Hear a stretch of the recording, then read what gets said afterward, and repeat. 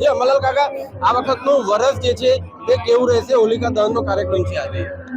હોલિકામાં દહનનું ખાસ તો દિગ્દર્શન, હોળી એ ઉનાળાના મુખબાગનો તહેવાર છે અને હોળીનું દિગ્દર્શન વાયુ દિગ્દર્શન માટે કરવામાં આવતું હોય છે. ત્યાર પછી અખાત્રીજનો પવન જોવામાં આવશે અને પવનની ગતિ ઉનાળામાં ઉનાળો હોય તો સારું રહે. પ્રથમ જ દિગ્દર્શન સારું છે. ભલે અનિયમોની ધાસ્તી હોય પરંતુ લગભગ ગુજરાતનું હવામાન સારું રહેવાની શક્યતા રહે છે. ઉત્તર ગુજરાતનું હવામાન પણ સારું રહેવાની શક્યતા રહે છે. મધ્ય ગુજરાત અને સૌરાષ્ટ્રમાં પણ સાનુકૂળ રહેશે. દક્ષિણ ગુજરાતમાં પણ પવન સાનુકૂળ છે. એટલે આ પવનની ગતિવિધિના કારણે એકંદરે ચોમાસું ગુજરાતનું સારું રહેવાની શક્યતા રહે છે. અલબત્ત આ વખતે વરસાદ બરાબર બન્યો નથી. આમ છતાં પાછોતર વરસાદ થવાની પણ શક્યતા રહે છે અને ચોમાસું એકંદરે સારું રહેવાની શક્યતા રહે છે. ખેડૂતો માટે કેવું રહેશે? ખેડૂતો માટે હજુ તો પ્રથમ દિગ્દર્શન છે. હોળીનો તહેવાર એ હોળીના મુખમાં આવતો તહેવાર છે.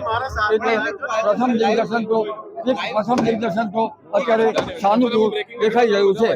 એટલે એકંદરે ચોમાસું સારું રહેવાની શક્યતા રહે છે. અલબત્ત આ વખતે વરસાદ બરાબર બન્યો નથી.